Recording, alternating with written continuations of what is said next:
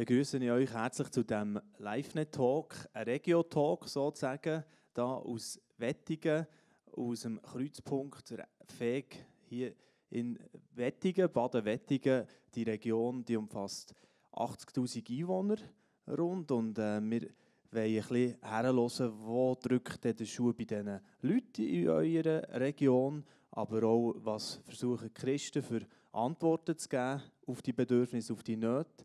Da 3 Personen auf dem Podium, die für ihre Art, so wie es ihnen entspricht, das ein Leben lang schon versuchen umzusetzen, oder ein bisschen länger, noch ein bisschen weniger lang sicher, aber wir sind sehr gespannt, wie das ihr erlebt in eurer Stadt, wie man über Jesus kann reden oder vor allem auch einfach einen Unterschied machen mit dem, dass man es vorlebt und reingibt von dieser Nächstenliebe. Also zuerst mal die Frage in die Runde, wie würdet ihr sagen, geht es den Menschen in Baden-Wettingen im Moment? Also wo drückt der Schuh, wenn ich gerade einmal so fragen kann? Vielleicht am ehesten die Frage gerade einmal, jetzt habe ich da ein Durcheinander mit meinen Zetteln noch. Monika Koch vom Hope Baden, vielleicht zuerst gerade die Frage. Hope Baden, wo sehr... Ja, wir müssten einfach das Mikrofon so ein bisschen vorne geben.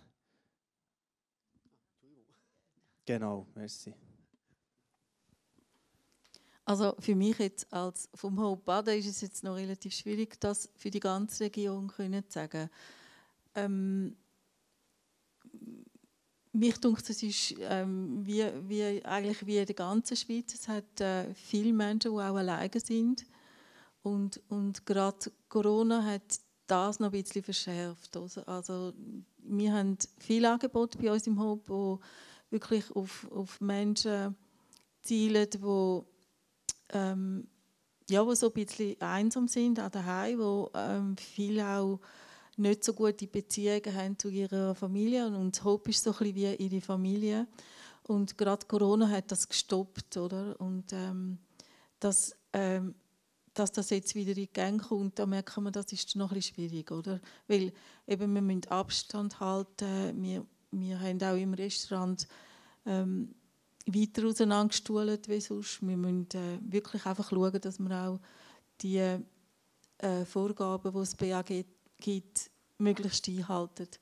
Also allgemein denke ich schon, ist Einsamkeit das Problem, wo da ist und wo zunimmt. Vielleicht noch ein bisschen zu dir ein paar Worte sagen. Du bist Leiterin vom Wohnzentrum beim Hope Baden. Und Hope Baden, was macht ihr ganz allgemein mal, dass man das noch ein bisschen besser kennenlernt? Ein christliches Sozialwerk, ja. Was macht ihr? Wir sind ein Verein, christliches Sozialwerk, und sind von dem her auch unabhängig, was wir sehr schätzen. Das Hope ist sehr breit aufgestellt. Früher hat Jesus Lebenshilfswerk geheissen und ungefähr seit 15 Jahren, glaube ich, heisst Hope christliches Sozialwerk. Das Wohnzentrum gibt es seit 10 Jahren. Wir haben am 1. September auch ein 10-jähriges Jubiläum gehabt und haben jetzt auch seit einem Jahr, auch seit dem 1. September, eine Notpension und Notschlafstelle. Also wir können auch gerade ein bisschen feiern. Die erste Notschlafstelle im Kanton Aargau. Ja. Ist das, genau. Wir haben aber ganz viele andere Angebote auch. Also das zielt auf Menschen, also das Wohnzentrum zielt auf Menschen, die am Rand der Gesellschaft sind. Wir arbeiten viel mit Sozialämtern zusammen, viel auch mit der Klinik Königsfelder, weil wir auch relativ viele psychisch Kranke aufnehmen bei uns im Wohnbereich. Aber das Hope selber hat Angebote. Wir haben ein Restaurant bei uns am Ort. Also das Restaurant bietet einen sehr günstigen Tagesteller an. Man kann so viel essen, wie man mag. Wir haben dort auch Angebote für Obdachlose, die jetzt nicht in der Notschlafstelle sind oder so. Man kann bei uns immer essen, also Suppe essen, Brot, Getränke sind gratis. Wir sind auch die Gassenarbeit machen von Baden. Also wir haben das Mandat von der Stadt zum Gassenarbeit machen. Wir bieten wir haben ein Team, das Sozialteam heisst. Die bietet Beratung auch für Menschen, die einfach eben zwischen Stuhl und Bank gefallen sind. Da schauen wir, dass wir sie wieder vernetzen mit Sozialämtern. Wir haben einen Bereich, der hilft, Wohnungen suchen. Und dann haben wir ganz viele so Gruppen. Also wir haben eine Bastelgruppe, wir haben eine Jazzgruppe, wir haben eine Wandergruppe, wir haben eine Lismi-Gruppe. Und ich kann sicher die Hälfte vergessen. Also sehr, sehr breit aufgestellt, genau. Die verschiedenen Angebote, die ihr hier anbietet. Heiner Studer, ich möchte gerne dich einfach mal ansprechen. Altnationalrat, 40 Jahre in der Kommunalpolitik tätig gewesen. Das Wettigen, vorwiegend natürlich für dich, wenn ich die Frage vorhin gestellt habe, weißt, was ist dir da als erstes durch den Kopf gegangen? Wo drückt der Schuh hier? Im Moment ist es so, dass wir etwa die gleichen finanziellen Probleme haben wie viele andere in dieser Region. Es ist eine Wirtschaftsregion und wir wissen noch nicht, was das heisst. Also die Frage von dieser Zukunft bewegt viele. Aus meiner langen Behördenarbeit kann ich einfach sagen, dass wir eine Region sind, wo wir pragmatisch arbeiten. Und ich habe das gerade am Beispiel vom Werk, das wir jetzt gehört haben, sagen. Ich kenne das Hilfswerk, seit es damals angefangen hat. Ich habe den Gründer noch gut kennt. Und wo wir als Behörde, ich war dort im Gemeinderatswettigen, die Frage bekommen haben, könnte man das als Projektpartner sehen, hat natürlich die Behörde von Baden und von Wettigen gesagt, aber dann müsst ihr den Namen ändern. Unter dem Namen Jesus lebt Hilfswerk kann man schwer weitergeben.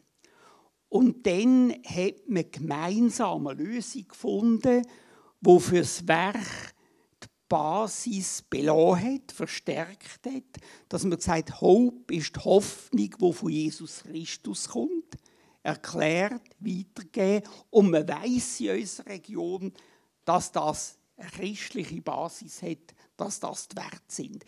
Und ich glaube, das ist eben enorm wichtig, dass es gelingt, dass man in der politischen Arbeit mit ideellen Trägern und da gerade auch mit Trägern auf der christlichen Basis schalten können.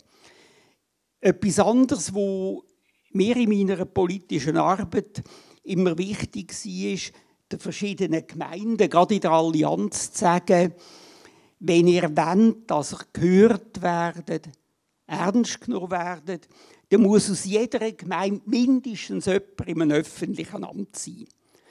Denn vielmal geht es über Personen. Wenn man sagt, was ist da für eine Gemeinde? Ich nehme ein Beispiel, damals unsere HPS, Heilpädagogische Schule.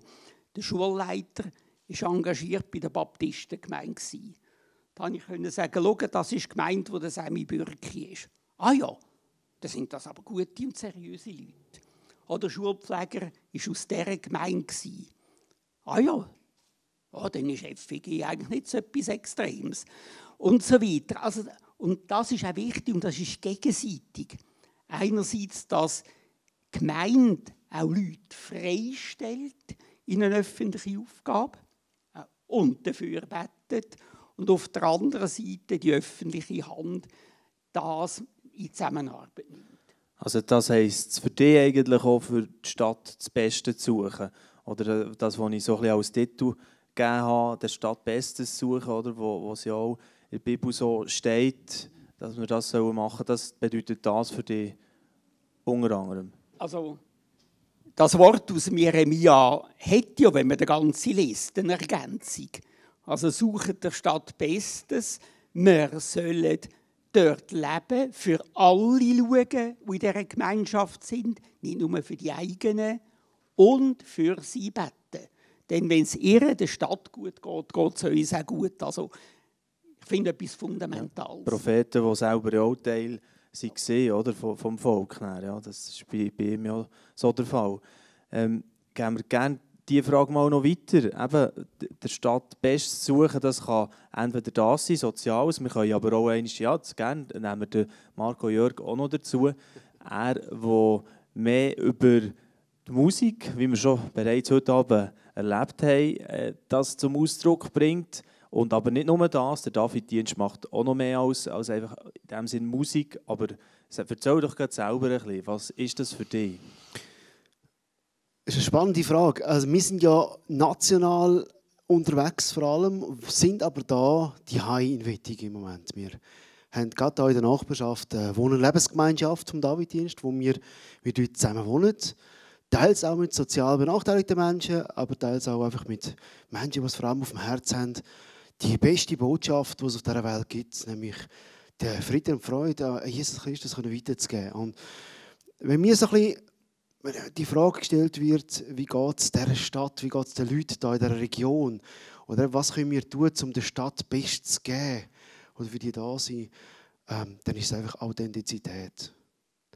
Wir erleben das sehr häufig. Wir haben eben durch die Gemeinschaft, viel auch mit Nachbarn schon Kontakt gehabt. Und am Anfang, so zu Corona-Anfangszeiten, war ganz speziell. Wir wollten ihnen etwas Liebes tun und die haben uns die Türen zugeknallt. Weil das ist die Bevölkerung hier umeinander irgendwo anscheinend nicht gewöhnt, dass es junge oder ältere auch zum Teil gibt, die ihnen Brötchen selber backen und vorbeibringen, um ihnen einfach etwas Gutes zu tun.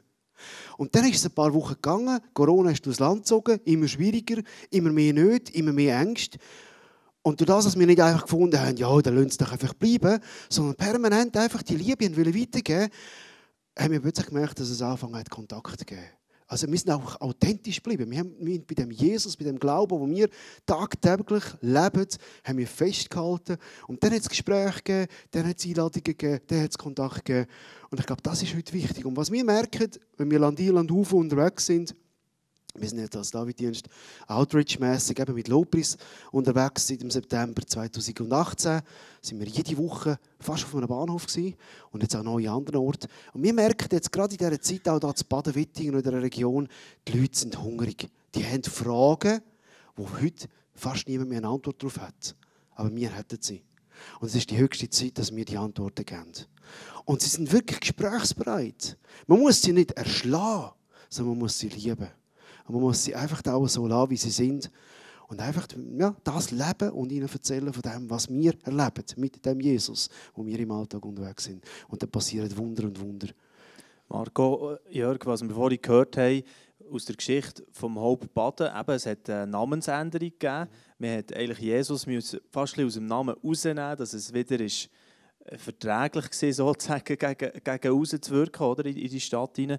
Wir haben die ähnliche Frage manchmal auch. Soll unsere Zeitung oben Jesus CH Print heissen oder soll sie Hope heissen, wie wir jetzt auch in gewissen Regionen lustigerweise auch Hope als Begriff haben genommen. Wie erlebst du das? Kann man noch über Jesus so direkt reden? Oder wieder mehr vielleicht? Um Gottes Willen nehmt den Namen Jesus nicht weg. Das ist das, was ja daraus geht. Das ist das, was unser Ziel muss sein. Und wir erleben es, wenn wir... Ich habe ein Beispiel. Bahnhof, Hauptbahnhof Zürich. Eine riesige Halle. Wir haben, und das ist einer von unseren ganz wichtigen Punkten als Daviddienst, wir sind nicht einfach eine Outreach-Truppe, die wild im Zeug rumzieht und Musik macht und eine coole Party für sich selber haben als Ego-Christen. Nein, wir haben den Auftrag, wie der König David in der Bibel, das eine, das Volk zusammenzubringen, sein Lieb. Und wir laden Gemeinden, Christusregion ein, um zusammen mit uns an exponierte Orte zu gehen, wie Hauptbahnhöfe, eben in Zürich, und dort Gott anzubeten. Wir haben es geschafft, mit weit über 200 Christen aus den verschiedensten Gemeinden in die Hallen hineinzustehen. Es war eine unglaubliche Stimmung. Und wir haben den Jesus preisen. Ich durfte predigen dort in dieser Halle. Wir haben über eine Stunde lang von Jesus erzählt. Rundum, das ist uns nachher die ganze Polizei, es sind etwa 8 Polizisten rundum gestanden plötzlich, die haben uns erzählt, hey, mehrere tausend Pendler, das war etwa um 6 Uhr am Abend, also ein Haufen Leute, sind stehen geblieben. Es war selten so still auf dem Bahnhof, wie wir von dem Jesus gesungen haben, von dem Gott, der gefeiert haben. Und wir haben Leute erlebt, die sich während dem, ohne dass wir groß etwas gemacht haben, Jesus angenommen haben, gemerkt haben, das ist das, was ich gesucht habe. Also wenn wir Christen aufstehen und ehrlich und offen, nicht künstlich, wirklich über den Jesus erzählen, mit dem, was wir eigentlich haben im Leben, dann hat das unglaubliche Power. Vielleicht etwas zu dem Hope. Ich finde das überhaupt kein Bruch. Ich finde das ein Gewinn. Ich finde das genial. Hoffnung, Hope für ein Werk, das so lokal ist, so eine Hammerarbeit bringt, ist das absolut geniale Titel. Und absolut genialer Name, weil es verkörpert genau das, was Jesus anbringt. Aber wenn wir als Christen unterwegs sind, dann erzählen bitte von dem Jesus. Ich will nicht von Bäumen und irgendwelchen Früchten erzählen. Wir haben Jesus. Das ist das wahre Wasser, das zum Leben führt. Also ich finde es ja auch sehr spannend, oder, dass wir jetzt das beides auf diesem Podium vertreten haben, oder? Dass man so ein bisschen merkt, ja, das eine ist vielleicht einfach, dass sie die Hände und Füße von Jesus, oder? Wo dienen, die rausgehen. Aber du, wo eher sagst, es braucht auch den anderen Teil, oder? Dass man so mal wieder bekennt ausspricht. Ja. Ich möchte das vielleicht noch ganz kurz ergänzen. Ich höre, wenn ich unterwegs bin im ganzen Land, ganz viele Pastoren, Christen, die sagen, ja, man darf ja heute schon fast nichts mehr von Jesus erzählen, von Gott erzählen. Ja, da muss ich zurückfragen, wie viel haben wir denn in den letzten paar Jahren von dem Jesus und von dem Gott erzählt? Wie viel haben wir Zeugnis abgegeben von dem, was wir erleben? Es ist heute kein Wunder mehr, dass man das fast nicht mehr kann. Wenn man nichts mehr hört, dann gibt es mit der Zeit eben auch keine Relevanz mehr. Und dann will man mit der Zeit auch nichts mehr hören. Je mehr, dass wir aufstehen, und wir sind viele, desto relevanter wird es. Aber erzählt nicht einfach irgendetwas, was ihr gelernt habt, sondern erzählt von dem, was ihr lebt, was ihr erlebt mit dem Jesus. Merci vielmals, Marco. Jörg, es ist interessant, ich habe ja im Zusammenhang mit den Regionalausgaben Jesus CH Print Influencer Nummer 1 habe ich ja mit Politikern geredet, Stadtpräsidenten zum Teil gefragt, können wir über den Einfluss von Jesus reden auf unser System, das politische, juristische und so und die Bibel und was das alles bewirkt hat in unserem Land. Und dann hat mir zum Beispiel der Gemeinderat von Bern gesagt in diesem Interview, er würde sich wünschen, dass Christen noch ein bisschen lauter wären manchmal und ein bisschen klarer und auch ein bisschen mehr würden aufstehen. Also das hat mir den Mut gemacht, ihr seid manchmal fast zurückhaltend. Also das unterstützt vielleicht das, was du vorher auch gesagt hast. Aber jetzt werde ich gleich noch wieder ein bisschen die Stimme vom Politiker hören, vom Heiner Studer. Wie ist das für dich? Wie kommt das für dich rein, wenn du jetzt da so eine Führung hörst von ihm? Ja, der Führungsappell freut mich, aber in meinen Aufgaben hätte ich den nicht machen können. Ja, dann hätten sie mich nicht gewählt. Sie haben zwar gewusst, da hat man gewusst, dass ich als Christ engagiert bin. Das war allgemein bekannt. Das war überhaupt kein Zweifel. Aber wenn ich die Behörden zum Evangelisieren, dann hat sie gesagt, dort wollen wir ihn nicht haben. Sondern dass er das umsetzt, ins Gestalten von dem. Das ist mein Auftrag. Oder auch die Zeit, die ich im Bundeshaus hatte. Ich war Co-Leiter der Besinnungen unter der Bundesgruppe. Dort hat man die Ratsmitglieder eingeladen für Besinnungen, die christozentrische Besinnungen waren. Also es geht immer darauf an, wo hast du welchen Auftrag? Ich bin auch seit 40 Jahren Laienprediger. Wenn ich einen Gottesdienst habe, dann ist er christozentrisch und nichts anderes. Eben, ich glaube, es ist einfach wichtig, dass man am richtigen Ort das Richtige macht, aber am richtigen Ort auch nicht schweigt. Oder? Das ist wichtig. Ich glaube, da ergänzen wir uns wunderbar. Super. Monika Koch, für dich auch noch so die Frage, wie lebst du das persönlich oder auch also mit den Leuten, die dann kommen ins Hauptbaden, weißt, wird dort auch mal darüber geredet, was eigentlich eure Motivation hinter dran ist? Also auf jeden Fall. Wir heißen ja christliches Sozialwerk. Es gibt hier und da, dass Leute fragen, ja, muss ich denn da Christ sein, dass ich überhaupt kommen darf? Also das ist natürlich nicht so. Wir haben auch Menschen von anderen Religionen bei uns. Ich will aber, ja, also für uns als Team ist der Glaube etwas Wichtiges. Und übrigens hat LiveNet da auch seine Spuren hinterlassen bei uns. Ich erlaube mir das jetzt da schnell zu erzählen. Meine Tochter hat ja bei euch gearbeitet. Und dann hat sie mir mal erzählt, dass ihr in der Pause immer zusammenhockt und eine Bibelbetrachtung habt und miteinander betet. Das habt ihr jetzt nämlich da nicht erzählt. Und dann habe ich gesagt, das ist noch cool. Vielleicht wäre das noch, ja, ich weiß nicht, ob ich das machen kann. Ich arbeite 70%, ich habe relativ einen langen Arbeitsweg. Ich fange um 9 Uhr an zu arbeiten und habe dann gesagt, ich kann ja nicht um 9 Uhr mit der Pause anfangen. Und dann hat sie gesagt, wieso nicht? Und dann habe ich gedacht, das stimmt eigentlich, wieso nicht? Und habe dann die Idee gebracht, dass wir doch am Morgen uns am 9 Uhr treffen könnten und einfach die gerade können im Team. und zusammenstehen und beten. Und dann habe ich das mit der Chefin besprochen und sie hat gefunden, eine coole Idee und macht das. Und seitdem treffen wir uns einfach am Morgen, wenn ich komme arbeiten, ist das Erste, wir treffen uns, wir lesen die Losung und wir beten miteinander. Und beten auch vielfach für die Leute, die wir haben. Und ich muss sagen, wir erleben geniale Gebetserhörungen. Wir leben den Glauben auch als Team. Also Festangestellte, die bei uns arbeiten, da wollen wir gerne, dass die lebendige Gottesbeziehung haben. Und wir sind auch Gemeinschaft, wir feiern Abendmahl miteinander, wir haben regelmäßige Gebetszeiten auch als grosse ganze Team, auch zusammen mit dem Vorstand. Also das ist einfach ein wahnsinnig wichtiges Element, wo mir viel, ja, wo mir auch sehr starkes Anliegen ist, dass wir das leben. Und ich glaube, das ist auch das, was die Menschen merken, die zu uns kommen. Wir hören immer wieder, bei euch ist es anders.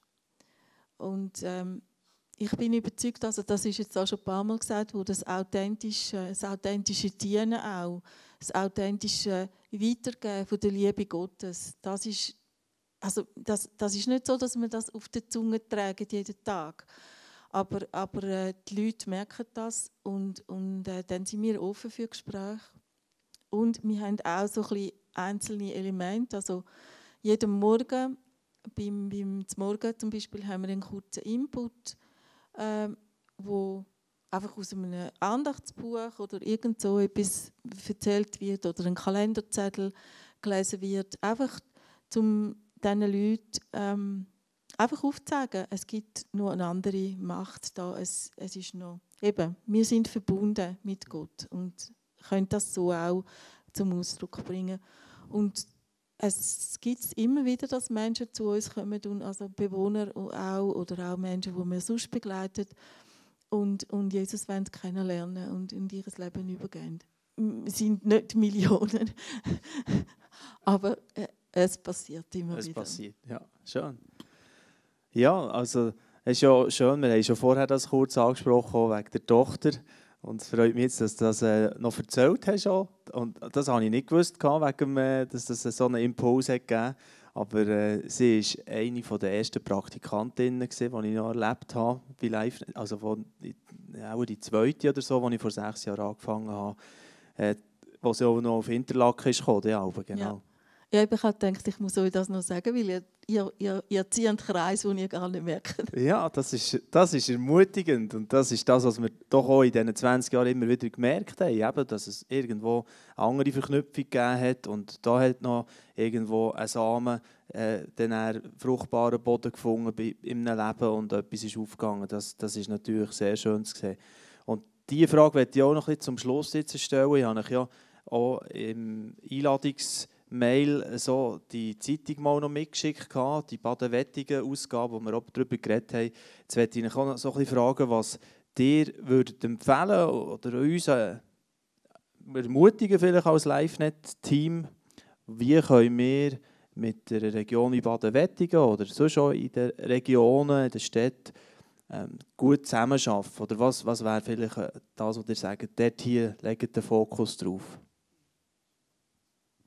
Also ich habe ja gesehen, dass ihr in dieser Regionalzeitung das letzte Mal ist der Wendepunkt vorgestellt wurde.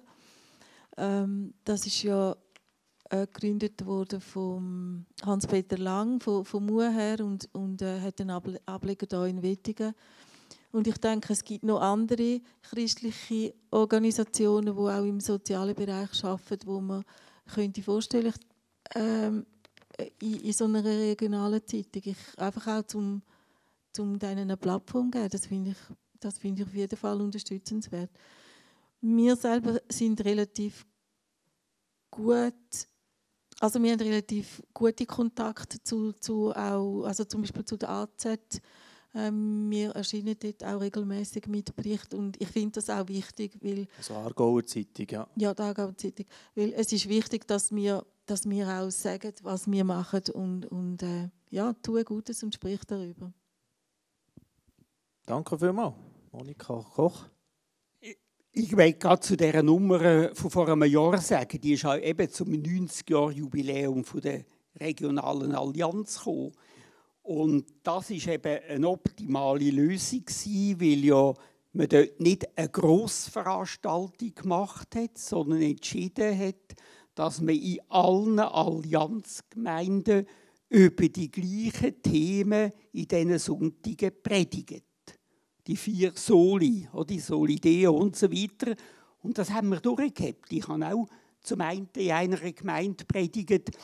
Und die Zeitschrift, wo sie verteilt worden ist, hat mal das auch sichtbar gemacht. Das ist die Thematik. Und man kann jetzt gehen, in welche Gemeinde das man will. In dieser Zeit wird über diese Themen jeden Sonntag einmal predigt.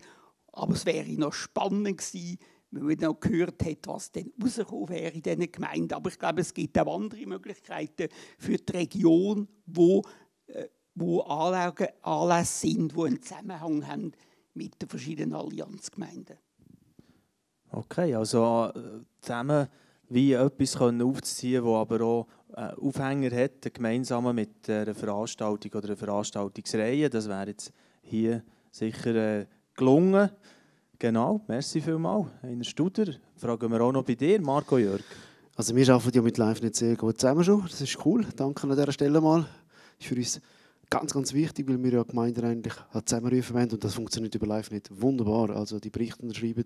Ich wünschte mir, weil wir doch auch recht in der Region unterwegs sind von LiveNet, ein bisschen noch mehr regionales Journalistentum für Christenheit. Das heisst, ich bin ein Internetkind. Ich bin nicht so ein Zeitungsmensch. Das ist ein bisschen naheliegend. Als Blinder ist Zeitung lesen ein bisschen schwierig. Aber ich sehe das riesen Potenzial. Ihr merkt jetzt schon, was ihr für einen Impact habt mit diesen Tags.